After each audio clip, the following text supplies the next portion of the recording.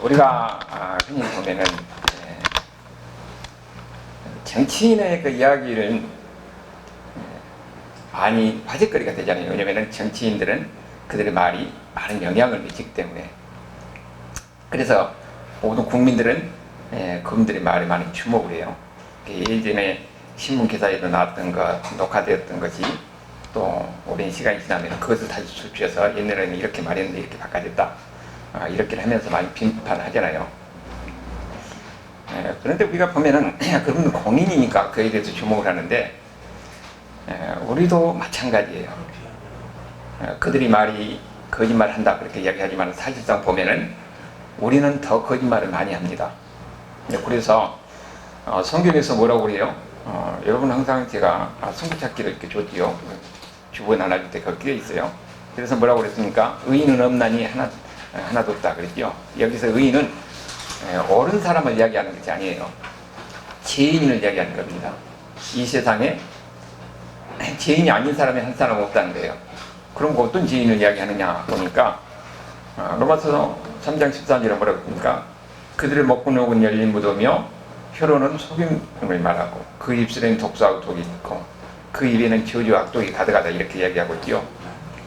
여러분, 남 이야기한 것 같지 않지요? 우리 말로 우리 입술로 붙이는 모든 죄가 이렇다는 것을 이야기하고 있는 겁니다. 그러니까 남을 볼 때는 그렇게 잘 보이지만 내 자신이 지금 어떤 분인가 하는 것을 볼 때는 잘 안 보이는 거예요. 그래서 로마서에서는 우리 인간이 어떤 존재인가 하는 것을 이야기해주고 있는 겁니다. 그러니까 거짓말하는 그런 문제는 인간이 처음부터 태어날 때부터 다 마찬가지예요. 다 거짓말하고 하는 이런 거짓은 항상 존재했다는 사실이죠. 그런데 사실상 우리가 서로 관계에서 보면 어떻습니까? 거짓말도 적당히 해야지 거짓말 너무 자주 하면 그게 태가 나잖아요. 거짓말 너무 많이 하면 그 다음에 관계가 안 되는 겁니다. 저 사람 믿을 수가 없으니까. 이런 배경 속에서 야고보가 이야기를 하고 있는 거예요. 맹세하지 말라. 맹세를 다른 말로 하면은 진실에 관한 문제를 이야기하고 있는 겁니다. 그러면 진실에 관한 문제를 성경에서 뭐라고 이야기하고 있는가? 구약에서는 뭐라고 하고 거기에 대해서 예수님께서는 뭐라고 이야기하고 있는가? 그것이 동시에 오늘 우리 예수 믿는 사람들에게는 어떤 의미를 갖는 것인가 하는 것을 우리가 봐야 하는 겁니다. 그래서 먼저 구약 성경에서 맹세에 관한 이야기, 곧 거짓말하지 않고 진실한 문제를 이야기하는 문제에 대해서 뭐라고 이야기하느냐 보니까 여호와의 맹세를 하려면 여호와의 이름으로 맹세를 하라 그렇게 이야기하고 있어요. 그것이 신명기 10장 20절의 말씀이죠. 이거 보세요. 내 하나님 여호와를 경외하며 그를 섬기며 그에게 의지하고 그의 이름으로 맹세하라. 여호와의 이름으로 맹세하라고 그랬죠. 그 다음에 예레미야 10장 16절을 보면은 다 같이 한번 읽어봅시다. 그들이 내 백성의 도를 부지런히 배우며 살아있는 여호와 하나는 내 이름으로 맹세하기를 자기들이 내 백성을 가리켜 바알로 맹세하게 한 것 같이 하면 그들이 내 백성 가운데서 세움을 이루리라. 여러분, 이 말이 무슨 말이냐면은 원래 이스라엘 백성들이 여호와 이름으로 맹세하라고 해서 여호와 이름으로 맹세를 했어요. 근데 바알이 들어와가지고 이제 이스라엘 백성들이 여호와를 떠나서 뭡니까? 바알을 섬기는 겁니다. 그러니까 근데 바알을 두고 바알의 이름으로 맹세하는 거예요. 그래서 예레미야가 하는 말이에요. 그렇게 하지 말고 여호와 이름으로 맹세하라. 그렇게 이야기를 하고 있는 겁니다. 거기뿐만 아니라 신명기 23장 21절을 보면 다 같이 읽어볼까요? 네, 하나님 여호와께. 잠깐 여기요. 여기 아니냐. 자, 그러면은 여기 지금 뭐라고 합니까? 이 두 구절을 통해서 여호와의 이름으로 맹세하라고 그랬어요. 왜 여호와의 이름으로 맹세하라고 그랬습니까? 여호와는 믿을 만한 분이니까. 여호와는 어떤 분이세요? 전능하신 분입니다. 모든 것을 아신 분이에요. 그래서 맹세를 할 때는 전능하신 하나님, 살아계신 하나님, 모든 것을 주관하신 여호와의 이름으로 맹세를 하라. 구약에서 그렇게 가르치고 있는 것이요. 그리고 맹세한 것은 지키라고 얘기합니다. 거기에 대해서 보니까 레위기 19장이지요. 레위기 19장 12절 다 같이 봅시다. 너희는 내 이름으로 거짓 맹세를 하므로 내 하나님 이름을 욕되게 하지 말라. 나는 여호와니라. 거짓 맹세하지 말고, 거짓 맹세를 하는데 안 지키는 거잖아요. 맹세에 대해서 지키면 거짓말하지 않는 것이죠. 그 다음 민수기 30장 2절을 보면은 다 같이 사람이 여호와께 소연할거니와 결심하고 서약하였으면 깨뜨리지 말고 그가 입으로 말한 대로 다 이행할 것이냐.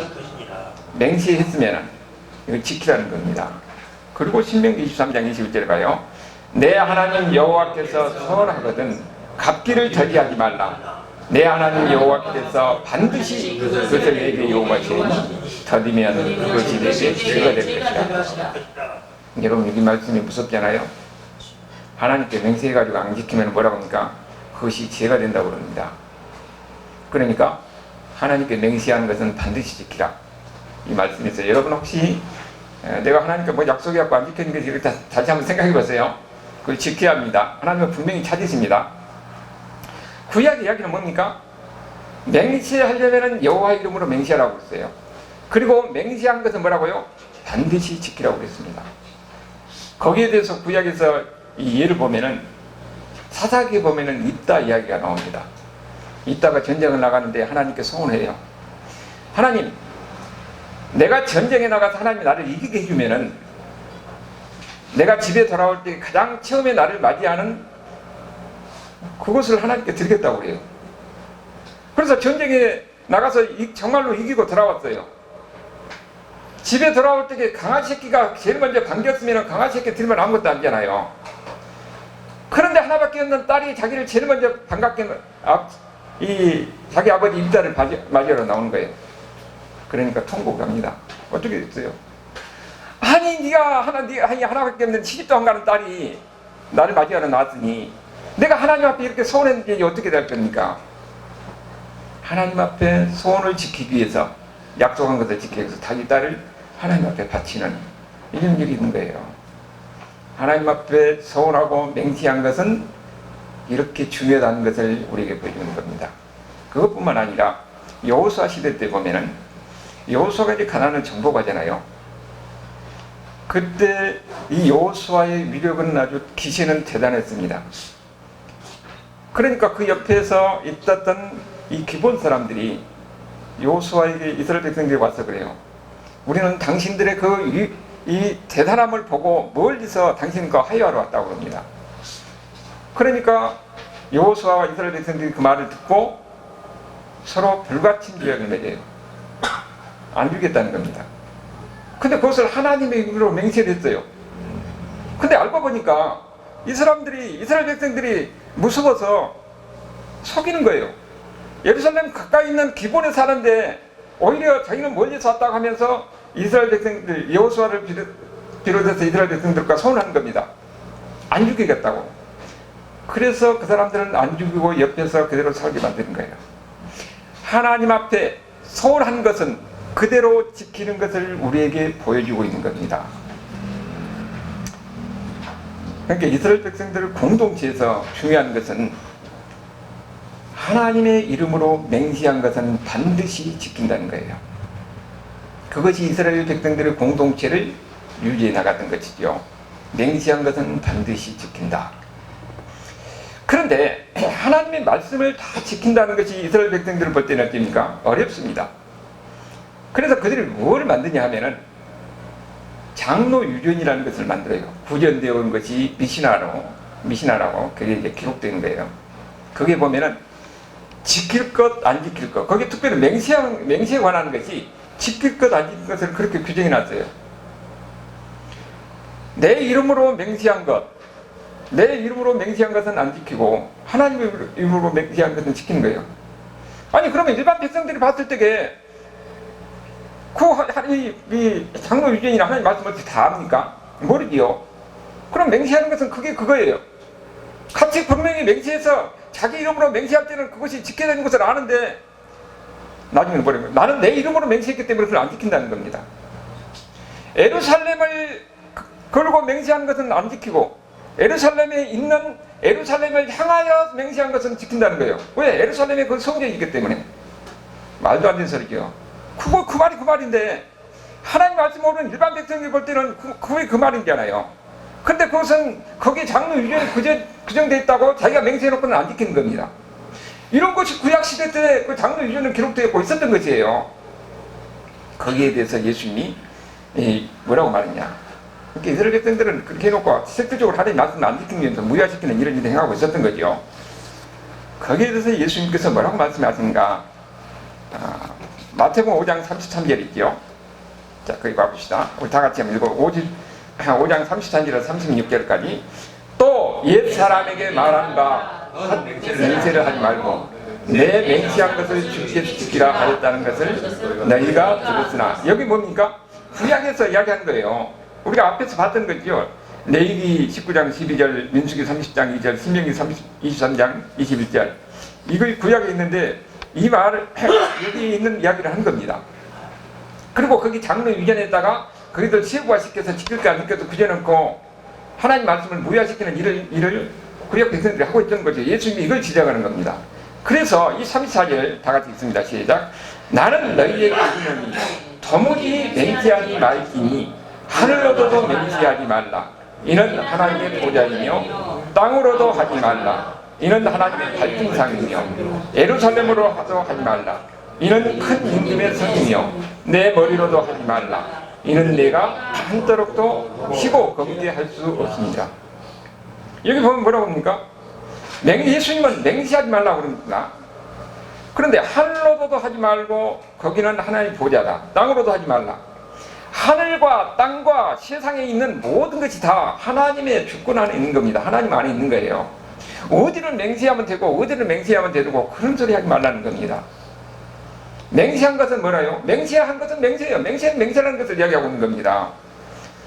하나님의 말씀을 무력화시키기 위해서 이렇게 저렇게 해놓고는 이스라엘 백성들과 그렇게 하지 말라는 거예요. 내 이름으로 맹세했던지 하나님으로 맹세했던지 맹세한 것은 맹세라는 겁니다. 그런 유선적인 태도를 보이지 말라는 것을 이야기하고 있는 것이요. 그리고 또 예수님께서는 뭐라고 말씀하시느냐. 거기 보면은 마태복음 23장에 나오죠. 16절에서 18절 다 같이 한번 봅시다. 화 있을 겨 눈면 인도자여 너희가 말하되 누구든지 성전으로 맹세하면 아무도 없거니와 성전의 금으로 맹세하면 지킬 것이라 하는도다. 어리석은 맹인들이여 어느 것이 크냐 금이냐 그 금을 거룩하게 하는 성전이냐 너희가 또 이르되 누구든지 제단으로 맹세하면 아무 일 없거니와 그 위에 있는 예물로 맹세하면 지킬지라 하는도다. 여러분 이 말을 보면은 뭐예요? 그게 그 말이잖아요. 그 율법을 좋아하고 이렇게 구별하게 좋아하는 사람들이 이렇게 복잡하게 만들어 놓고 일반 백성들은 알지 못하는 가운데서 자기들이 그러니까 하나님 말씀을 그렇게 안 지키고 무효화시키는 일을 행하는 거예요. 그런데 예수님이 뭐라고 말씀합니까? 무슨 그 말이 무슨 차이가 있냐 하는 거죠.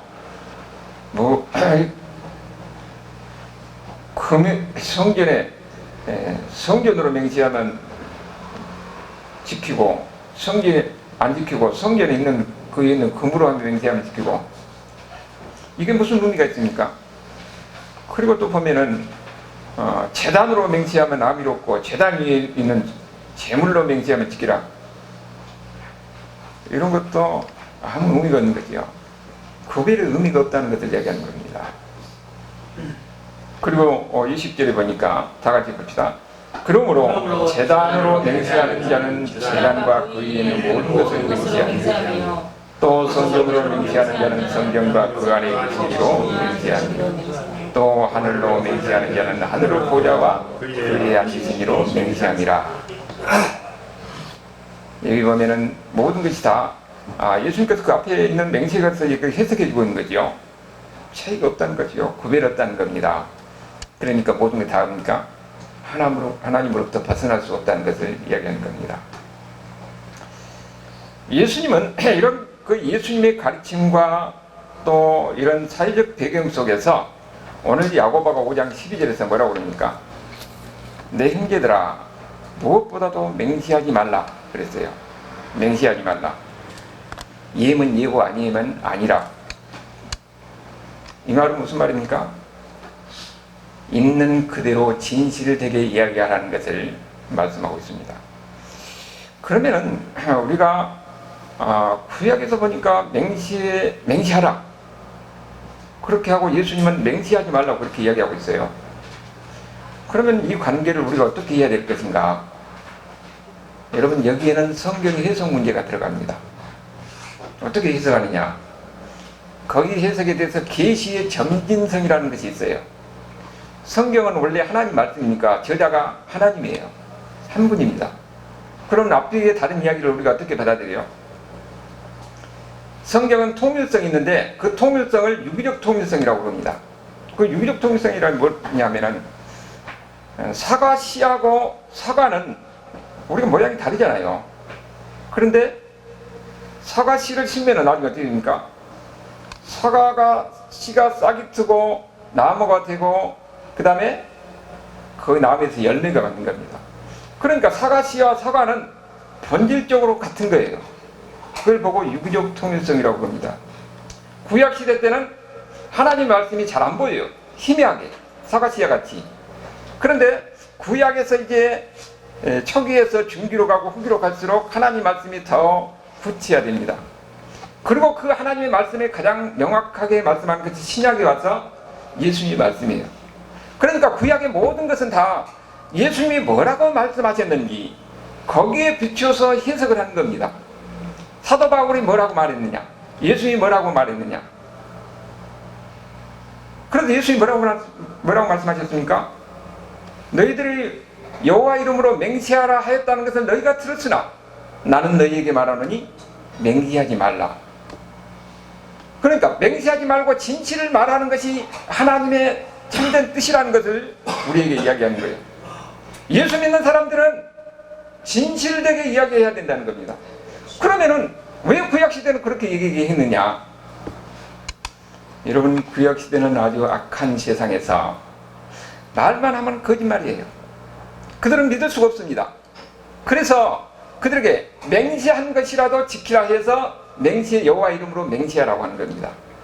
맹세한 것만이라도 지키라. 적어도 맹세하는 것은 지키라는 그런 의미로 구약시대 때는 그 시대적 배경 속에서 그렇게 이야기한 거예요. 그런데 신약시대 와서는 뭡니까? 모든 말이 다 진실이 된다는 겁니다. 예수 믿는 사람들은 하나님을 믿는 사람들이고 하나님을 믿는 사람들은 하나님의 품성을 닮아가는 사람들이에요. 여러분들은 바로 더럽고 악한 세상에서 특별히 구원을 받는 사람들입니다. 그리고 그 여러분의 심령 속에서는 성령 하나님께서 함께 하신 거예요. 그래서 여러분이 누굽니까? 성도예요. 성도. 거룩한 사람들이에요. 성령님이 우리와 함께 하시는데 내 입술로 성령님의 하나님을 찬양하고 또 하나님의 아름다운 말을 하는데 한편으로는 거짓되고 악하고 추악한 일을 많이 하게 되면 우리는 하나님의 이름을 욕되게 하는 겁니다. 우리는 세상에서는 보잘것없는 사람이었지만 그러나 예수를 믿음으로써 변화된 사람입니다. 우리가 예수 믿어서 신분만 변화되는 게 아니라 우리는 근본적으로 우리의 품성이 변화되어야 돼요. 그것은 바로 예수님을 바라보면서 예수님을 닮아가야 합니다. 항상 하나님 말씀을 묵상해야 되고 또 하나님 앞에 기도하는 가운데서 우리의 죄와 허물을 고백하고 그런 가운데서 우리는 그 가운데 나도 모르게 예수님을 닮아가게 되는 거예요. 여러분이 만약에 아직도 이 구약시대와 같이 악한 세상에서 서로 거짓말하고 속이고 이런 것에서 벗어나지 못했다면 여러분은 겉으로는 거듭난 사람이었지만 실질적으로 아직도 변화되지 못한 사람입니다. 여러분, 내가요 거짓말하면 하나님의 말씀이 안 믿어집니다. 내가 정직하지 못하면 하나님이 안 믿어지는 거예요. 내가 진실되고 정직할 때 하나님 말씀이 믿어지는 겁니다. 하나님이 나를 사랑하신 것이 느껴지는 거예요. 그래서 예수님이 뭐라고 했습니까? 마음이 청결한 자가 하나님을 본다고 그랬습니다. 우리는 하나님을 닮아가야 합니다. 예수님을 닮아가야 하는 거예요. 예수님을 닮아간다는 것은 바로 예수님의 품성을 닮아가는 겁니다. 하나님의 품성은 뭐라고 그래요? 정직하고 진실한 겁니다. 그래서 항상 우리는 예수님을 바라봐야 됩니다. 예수님이 바라볼 때는 우리 마음에 뭡니까? 청결하고 정직해야 되는 거예요. 그래서 기도할 때는 뭘 기도합니까? 우리가 기도하려고 하나님 앞에 앉았을 때는 우리의 모든 죄악과 허물이 하나하나 다 고백이 됩니다. 그래서 기도를 많이 한 사람은 눈물이 많은 사람이에요. 기도를 많이 한 사람은 기도를 많이 할수록 내가 얼마나 허물이 많고 내가 얼마나 죄가 많고 하는 것이 느껴지는 겁니다. 그래서 그런 사람은 항상 하나님 앞에 겸손할 수밖에 없어요. 그런데 교회를 다닌다고 해서 오랫동안 다니면서 기도하지 않고 하나님 말씀을 가까이 하려면 교회의 어떤 습관적 신앙생활 속에서 자기가 신앙이 대단한 것 같이 느껴집니다. 많은 것을 아는 것 같이 느껴져요. 물론 교회 많이 오랫동안 다니니까 알죠. 그러나 그 중심 속에서 정말 하나님에 대한 믿음이 있는가 하는 것은 우리가 의심스러울 수밖에 없습니다. 우리는 항상 예수 믿는 사람들은 하나님 말씀을 가까이 하고 기도하는 가운데서 그것으로 끝나면 안 됩니다. 우리는 근본적으로 하나님의 품성이 무엇인가를 알아야 돼요. 하나님의 품성을 닮아가야 합니다. 그것이 바로 정직하고 진실한 것이요. 그래서 예수 믿는 사람들이 만약에 아직도 거기에서 거짓과 또 이 부정한 것이 입에서 많이 나오게 되면은 누가 욕먹습니까? 하나님 이름이 욕되게 하는 거예요. 그래서 우리는 항상 예수님 앞에 섰을 때 우리 자신을 돌이켜보면서 나는 얼마나 정직한가? 나는 내 말이, 예수 믿는 사람들은 이제는 모든 말이 다 진실된 말이어야 됩니다. 그래서 예수 믿는 사람들은 저 사람은 정말 믿을 수 있다, 이렇게 신임을 얻는 사람이 되어야 됩니다. 제가 항상 이야기했었는데 우리 그 초창기 때 개인이 상당한 돈으로 계속 이렇게 후원한 분이 있었어요. 근데 그분은 초등학교 때 났어요. 근데 이제 제가 그쪽 사업소 갔는데 그 장로님인데 그 사업하는 장소도 동대문에 보니까 도매하는 것 같은데 위치도 별로 안 좋아요. 근데 그 주변 사람들이 뭐라고 하냐면은 저분은 어떤 이 증서 없이 돈을 거래도 믿을 만한 사람이라고 그렇게 소문이 났어요. 그것은 바로 하나님을 믿는 사람이고 하나님 말씀대로 사람스럽고 그렇게 다른 사람한테 신임을 얻고 저 사람은 예수 믿는 사람인데 아무 증서도 없어도 믿을 만한 사람이다. 그것이 바로 예수님을 증거하는 겁니다. 네. 여러분들의 삶은 어떻습니까? 여러분, 내가 말하는 것이 다른 사람에게 다 저 사람은 믿을 만한 사람이다, 저 사람은 항상 진실되고 정직한 말을 한다, 정말 다른 사람한테 여러분이 그렇게 인정을 받고 있냐는 거예요. 그렇지 못하다면 여러분은 아직도 문제가 많은 겁니다. 내가 정직할 때에 하나님이 내 기도를 들으신다는 것을 믿어집니다. 내가 진실할 때에 하나님의 사랑이 느껴지는 거예요. 하나님 가까이 하는 것이 느껴집니다. 이것이 바로 예수 믿는 사람의 삶이라는 것을 예수님께서 말씀하시고 야고보와 또한 동시에 우리에게 이야기하고 있는 거예요. 그런데 여기서 우리가 한 가지 생각해 봐야 할 것이 있습니다. 두 가지 면에서 생각해 봐야 되는데, 그러면은 어떤 종류의 맹세나 소원이나 서약도 하지 말라는 것이냐? 그것은 아니에요. 여러분, 개신교가 천주교에서 나올 때는 천주교가 허례의식적인 그런 아주 천주교가 맞습니까? 막 제사를 지내고 굉장히 복잡하잖아요. 거기에서 비판해서 나온 것이 개신교인데, 그 천주교의 가장 극단적으로 반대가 있는 데가 제세례파라고 해요. 찌분겔리를 중심으로 해서 그 제세례파라고 하는데, 거기에 지금 여러분 많이 들어봤을 때요, 케이크교 교도라고 있어요.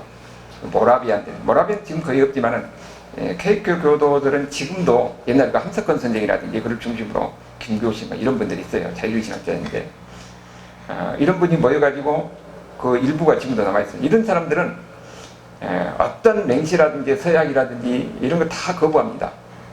그렇게 예수 믿는 사람들이 있어요. 그런데 우리 장로교는 하나님 말씀을 중심으로 하면서 동시에 이런 시라든지 이런 것도 다 인정을 해요. 중간중에 있으니까. 그러면 성경에서 뭐라고 이야기했느냐 하는 것이 중요하죠. 성경에서 다 아무것도 이런 것이 가르침이 서원이나 서약까지 다 없앤다고 그렇게 이야기하고 있지는 않아요. 그러면 예수님도 맹세를 인정하는 면이 있습니다. 그럼 뭐라고 어디서 그걸 찾을 수 있냐면은, 여러분 마태복음 26장 한번 봐봐요. 63절에서 64절까지 내가 함께 읽어봅시다. 여기는 예수님이 재판받을 때 유대인들 앞에서 대제사장 앞에서 유대인 법정에서 얘기하는 거죠. 다 같이 예수께서 신부가시거늘 제제사장이 이르되 내가 너로 살아계신 하나님께 맹세하게 하노니 내가 하나님의 아들 그리스도인지 우리에게 말하라. 예수께서 이르시되 내가 말하느니라. 그러나 내가 너희에게 이르노니 이후에 인자가 권능의 우편에 앉아 있는 것과 하늘 구름을 타고 오는 것을 너희가 보리라. 여기 보면은 대제사장이 뭡니까? 예수님을 맹세하게 하려고 하지요. 맹세시켜서 예수님이 말씀하게 하려고 합니다. 그래서 내가 너로 살아계신 하나님께 맹세하게 하노니, 예수님 앞에 맹세하고 대답하라는 거예요. 네가 정말로 하나님의 아들이냐? 하나님의 이름으로 맹세하고 말하라는 거죠. 그러니까 예수님이 뭐라고 말씀하십니까? 예수께서 이르시되 내가 말하였느니라. 이 말은 뭐 말입니까? 제사장의 말을 그대로 이야기한 거예요. 그러면 제사장이 하는 말을, 이것을 우리가 다시 한번 돌이켜서 이야기하면은, 내가 살아계신 하나님의 이름으로 맹세하노니 내가 바로 하나님의 아들 그리스도다, 이 말이에요. 그러니까 예수님께서도 우리가 맹세에 대해서 인정하고 있는 것을 우리가 볼 수가 있는 거죠. 그리고 또 그것뿐만 아니라 바울도 그런 표현을, 맹세에 관한 표현을 씁니다. 고린도후서 1장 23절 바꾸세요. 자, 다 같이 봅시다. 내가 내 목숨을 걸고 하나님을 불러 증언하시게 하노니 내가 다시 고린도에 가지 아니할 것을 너희를 아끼려 함이라. 여기는 보니까 내 목숨을 걸고, 그 다음에 내 목숨과 하나님 이름을 걸고 이야기하는 겁니다. 이거 이야기가 내용이 어떠냐면은, 고린도 교회가 굉장히 갈등 상황이 있었는데 바울을 굉장히 비난한 겁니다. 그러니까 바울이 에베소서에 그 편지를 하는 거예요. 바울이 여기 다시 못 온 것은 자기가 무엇인가 죄를 범했다고 하는 거죠. 근데 바울은 이야기하는 게 뭡니까? 내가 너희를 가지 않는 것은 내가 너희를 사랑하기 때문에 가지 않는 것이다. 그리고 그들한 마음을, 간절한 마음을 전하기 위해서 내가 내 목숨을 걸고 하나님을 불러 증언하게 하죠. 하나님 이름으로 맹세해서 이야기하는 거예요. 우리가 여기를 보면은 성경에서 전혀 맹세에 대해서 하지 말라, 이렇게 이야기하고 있지는 않는 것을 볼 수가 있죠. 그래서 우리가 이야기하는 것은 뭐냐 하면은, 일반적으로 보니까 어떤 공직에 취임할 때 있잖아요. 공직에 취임할 때 선서를 하잖아요. 그것도 맹세의 일종입니다. 그리고 여러분 세례받을 때 어때요? 서약을 하잖아요. 그 다음에 직분에 취임할 때에 여러분 어떻게 합니까? 거기에 서약을 합니다. 세례할 때도 그러고 직분에 취임할 때도 그러고 서약을 하는 거예요. 그것도 일종의 맹세예요. 그러니까 이것이 이제 성경에서 맹세하지, 예수님이 맹세하지 말라 하는 부분하고 상치된 것은 아니라는 거지요. 근데 이런 그렇게 일부분을 제외하고는 예수님이 말씀하는 거 보니까 예수 믿는 사람들은 다 어떻게 해요? 항상 모든 말이 진실해야 된다는 것을 이야기하고 있는 겁니다. 예수님 믿는 사람들은 항상 어디 가든지 신뢰할 수 있는 사람이 되어야 됩니다. 사람이라는 것은 말하면 말을 통해서 그 사람이 어떤 사람들을 이야기하는 거예요. 거짓이 습관화되면 자기가 거짓말인지도 몰라요. 저는 목회자들 가운데서 그런 경우를 봐서 참 실망스러운 그럴 경우가 한두 번인데, 여러분 자기가 말한 것을 이전에 잊어버립니다. 하나님을 두려워하는 사람은 항상 하나님을 의식하고 말하기 때문에 그의 마음에 진실할 수밖에 없어요. 우리는 하나님이 항상 나와 함께 하신다는 것을 믿으시길 바랍니다. 하나님이 내가 말하고 있는 것을 하나님은 다 들으신다는 것을 믿으시기 바랍니다. 그래서 우리는 하나님을 두려워하는 마음을 가져야 돼요. 어디 가서나 진실되고 정직한 하나님의 사람들이라는 것을, 우리는 성령으로서 거듭난 하나님의 거룩한 사람이라는 것을 우리가 잊어서는 안 됩니다. 그렇기 때문에 예수 믿는 사람들, 나는 어디든지 진실된 사람이라고 인정받는 이런 사람이 되어야 한다는 것을 예수님께서 우리에게 말씀하고 있는 거죠. 그 다음에 또 한 가지는 우리가 생각해 봐야 될 것은, 그러면은 우리는 모든 것을 지금 다 진실을 이야기한다면서 다 들어야 되느냐? 여러분 영어 속담에 보면은 벌거벗겨진 진실이라는 말이 있어요. 그건 좋은 말이 아닙니다. 여러분 보면서 아이고 저 사람 잘생긴 사람한테는 아이고 미인이네요 그러면 기분 좋잖아요. 그런 여러분 봤을 때 속으로 못생긴 사람 어려게요. 못생겼네요 그러면 그 사람하고 관계가 끝난 거예요. 기분이 나빠가지고 그 사람 만나겠어요. 그럴 때 어떻습니까?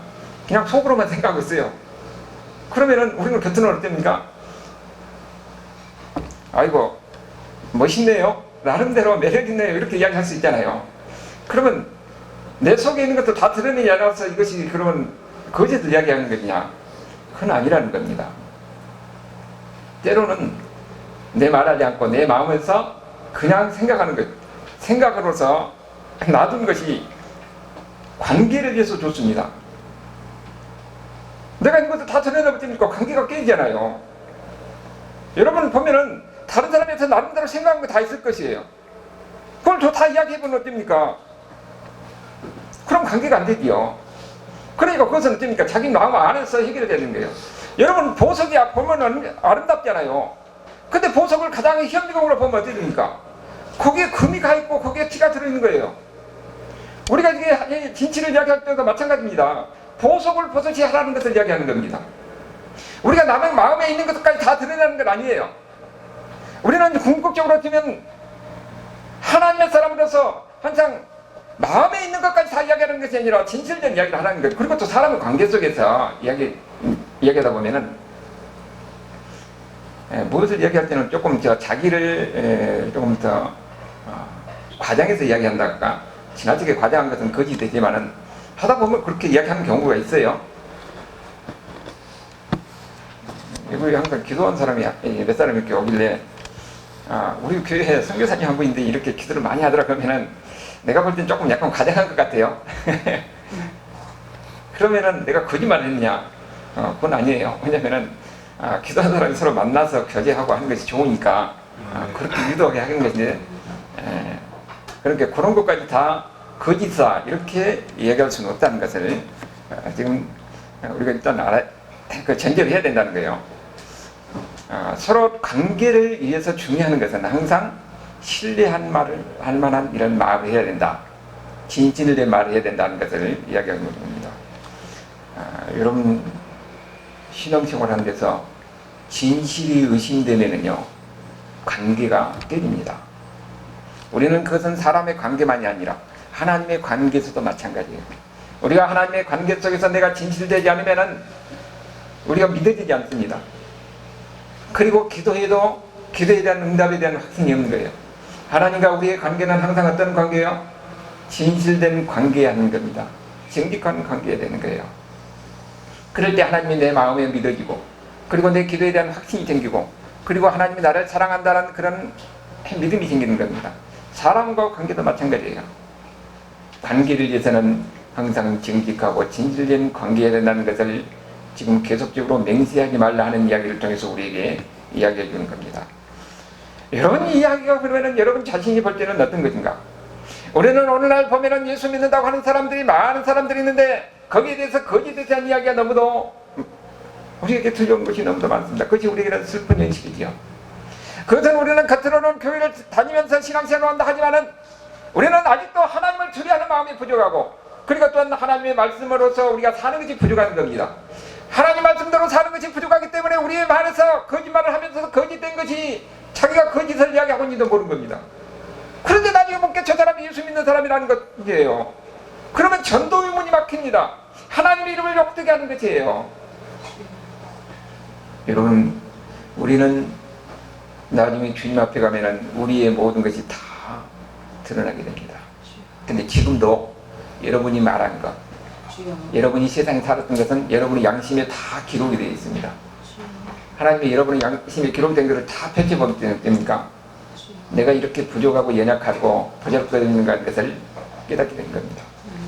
지금 이 순간 우리는 하나님 앞에서 어떻게 살 것인가 하는 것에 우리가 생각을 해야 돼요.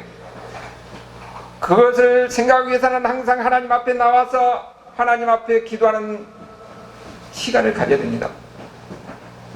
기도하는 가운데서 우리 하나님 앞에 우리 자신을 돌이켜봐야 돼요. 내가 정말 하나님 앞에서 진실된 관계, 정직한 관계인지, 내가 이 세상에 살면서 하나님의 백성으로서 정직하고 바르게 살았는지, 나는 다른 사람의 인정을 받고 사는 사람이었는지, 아니면은 내 자신이 내가 거짓말하고 진실된 관계가 갖지 못하면서도 이것도 깨닫지 못하고 이런 가운데서 습관적으로 사는 사람이 아니었는지, 우리는 하나님 앞에서 항상 부끄러운 심정으로 우리를 다시 돌이켜봐야 됩니다. 그렇게 해서 항상 회개하고 하나님을 가까이 할 때에 나의 죄와 허물이 보이게 되는 것이고 우리가 변화되는 것입니다. 그리고 하나님 말씀에 비춰서 항상 우리 자신을 비춰봐야 됩니다. 그래서 예수 믿는 사람들은 하나님 말씀을 가까이 하면서 또 기도하면서 우리 자신을 하나님 앞에서 우리를 다시 비춰보는 가운데 우리가 변화가 되는 겁니다.